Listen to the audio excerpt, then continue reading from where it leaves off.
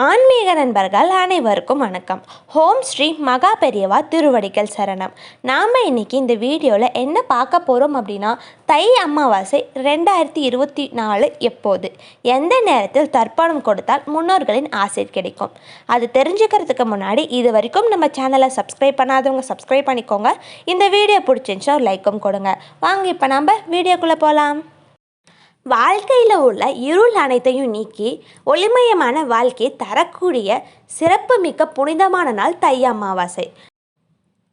தை அமாவாசையில் விரதம் இருந்து முன்னோர்களை நினச்சி தர்ப்பணம் கொடுத்து வழிபட்டால் நம்மளுடைய பாவங்களும் தோஷங்கள் மட்டும் இல்லாமல் நம்மளுடைய முன்னோர்கள் செய்த பாவங்களும் நீங்கி விடும் அப்படிங்கிறது நம்மளோட நம்பிக்கை. இப்படிப்பட்ட சிறப்புமிக்க தை அமாவாசை இந்த ஆண்டு எந்த நாளில் வருகிறது, அந்த நாளில் நாம் செய்ய வேண்டியது என்ன, எந்த நேரத்தில் தர்ப்பணம் கொடுத்தா சரியாக இருக்கும் அப்படிங்கிறத நாம் இந்த பதிவில் விளக்கமாக பார்க்க போகிறோம். வருடத்தில் எத்தனை விரத நாட்கள் வந்தாலும் அவை அனைத்தையும் விட மிக முக்கியமானதாக கருதப்படுறது அமாவாசை நாள் தான். இது முன்னோர் வழிபாட்டிற்குரிய சிறப்பான நாள். மாதந்தோறும் அமாவாசை வந்தாலும் தை, ஆடி, புரட்டாசி மாதங்களில் வரும் அமாவாசை மிகவும் சிறப்பு வாய்ந்தது.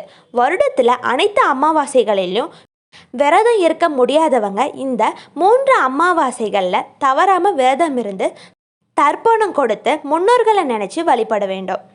புரட்டாசி மாதத்தில் வரும் மாகாளய அமாவாசை அப்படிங்கிறது நம்மளுடைய முன்னோர்கள் பித்ருலோகத்தில் இருந்து நம்மளை காண்பதற்காக பூமிக்கு வரும் நாள்.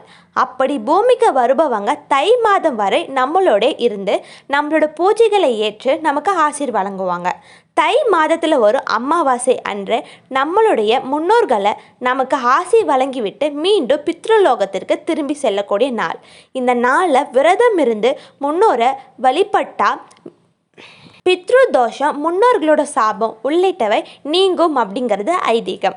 இத்தனை சிறப்புமிக்க தை அமாவாசை இந்த ஆண்டு பிப்ரவரி 9 வெள்ளிக்கிழமை வருது.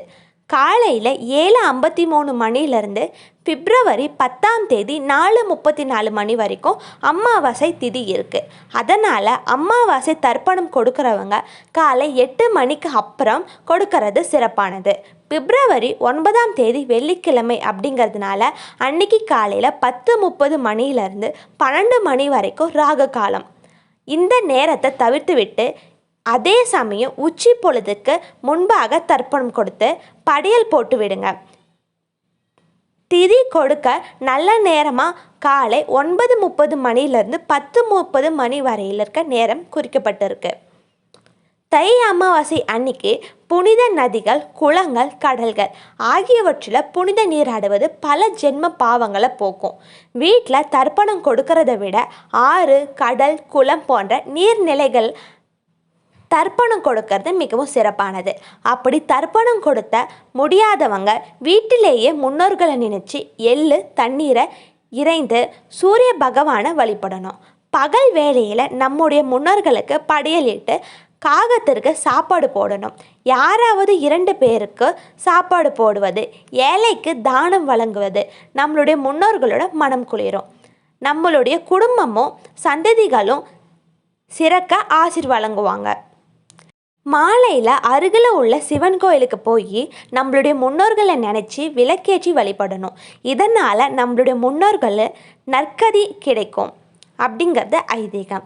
தை அமாவாசை அன்னைக்கு உச்சி பொழுதிற்கு முன்பாகவே தர்ப்பணம் கொடுக்கக்கூடாது.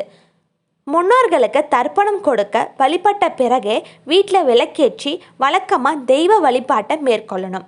தாய், தந்தை, மனைவி, குழந்தைகளை இழந்த ஆண்கள் மட்டுமே உபவாசமாக அமாவாசை விரதம் இருந்து எள்ளு தண்ணீர் இறைத்து தர்ப்பணம் கொடுக்க வேண்டும்.